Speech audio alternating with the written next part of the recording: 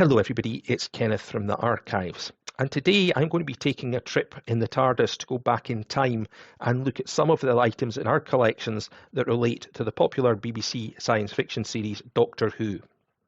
Now, Doctor Who is celebrating its 60th birthday. It was first broadcast on 23rd of November 1963, and since then it has grown into a global phenomenon. Now, there's quite a few odd items in the collections that could be said to have a relationship with Doctor Who. Now, obviously got quite a lot of records relating to Stephen Fry when he was rector, and Stephen Fry's had one or two associations with the programme over the years, notably appearing in the 2020 episode Spyfall Part 1. A photograph I like is this one from Duncan of Johnson College of Art and Design about 1994. It's taken in the graphic design studio, and in it, rather randomly, is a Dalek.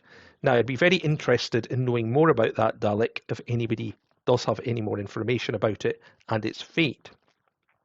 Another thing people often comment on when they're looking at some of the old photographs we've got of Dundee are police boxes. And in this photograph of the West Station, you can see an example of a Dundee police box. And it's quite different to the TARDIS. And of course, the TARDIS, which is based on a Metropolitan police box, we're lucky that in the Michael Pito collection we've got some interesting Doctor Who related photographs. Now, as far as we know, Michael Pito never took a photograph of a Doctor Who episode in production. He did, however, take several other photographs of television productions around this time, and as a result, many people who had been in Doctor Who or who would go on to be in Doctor Who were photographed. And there's a couple of really interesting examples I want to show you. Now, a couple of years ago, I was delighted to discover that Michael Pito had actually photographed the second Doctor, Patrick Troughton.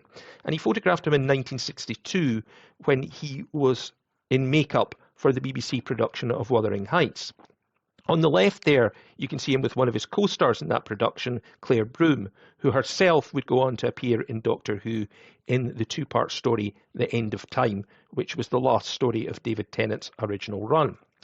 On the right, we've got one of Doctor Who's most important figures behind the scenes, and that is Waris Hussein.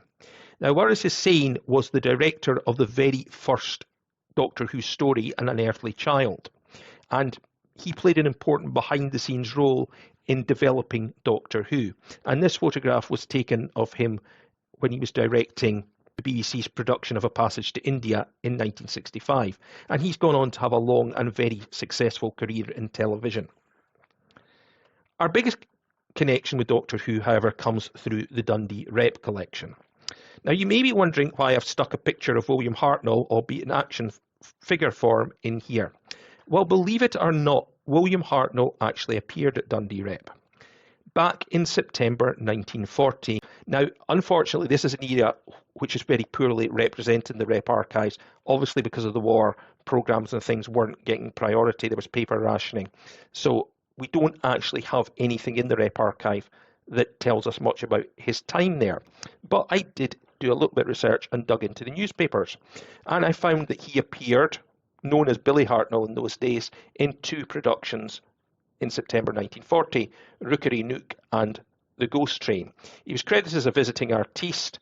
Interestingly enough, the Courier noticed that he required some prompting when it reviewed an early performance of Rookery Nook, while the Evening Telegraph found his inane interjections at moments when tension is highest one of the highlights of the production of The Ghost Train.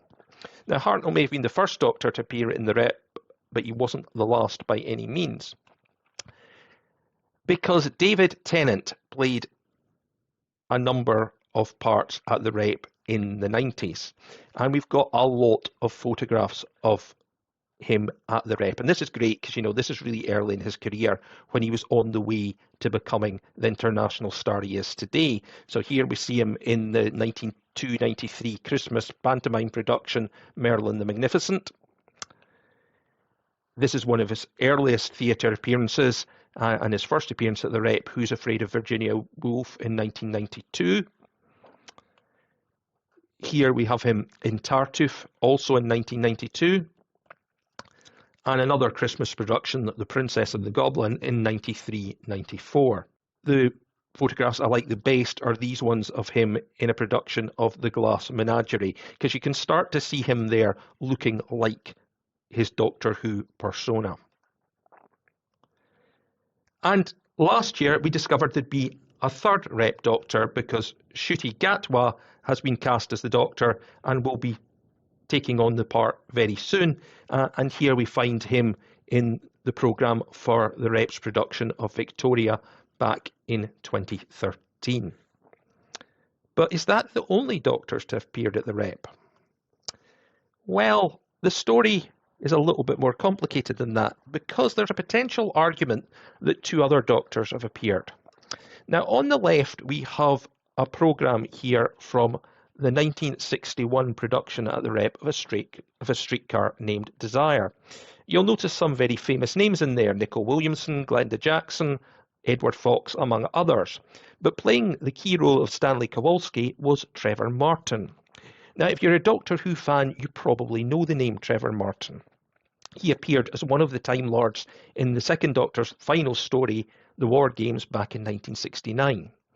But he was also an actor who played the Doctor, because in 1974 there was a stage production of Doctor Who called Doctor Who and the Seven Keys to Doomsday, and the Doctor was played by none other than Trevor Martin. On the right is maybe a little bit of a cheat because we've got Joanna Lumley in one of her performances at the Rep. This is actually from the Cherry Orchard in 1989. And Joanna Lumley was actually arguably the first female actress to play the Doctor, because back in the 1990s, Comic Relief had a Doctor Who spoof called Doctor Who and the Curse of Fatal Death, where the Doctor started off as Rowan Atkinson and regenerated into several famous faces, culminating in the end with Joanna Lumley. So we could argue the Rep has had 5 Doctors. There are other connections with the Rep, of course. And on the right here, we see Brian Cox, one of Dundee's greatest actor sons, on a visit to the archives a few years ago. And of course, he appeared in many productions at the Rep. And the example I've got here is from Uncle Vanya in 1962, one of his early performances. And there was another Doctor Who alumna in there as well, because Hannah Gordon, of course, appeared in the 1960s story, The Highlanders. And one final thing I found in a Rep programme a little while ago. This comes from the 1949 programme, actually celebrating the 10th anniversary of the Rep and is promoting the future production of Rebecca. And you could see that the star of that was Barbara Clegg, who had already been playing at the Rep. Now again, Barbara Clegg is a name that will be known to many Doctor Who fans, because although she had a career as an actress, she also became a writer. And in 1983, her Doctor Who story, Enlightenment, was broadcast. 2 of her other proposals for Doctor Who were later adapted into stories for big. Okay, well, I hope you found that interesting. Stay safe, take care, and we'll see you again soon.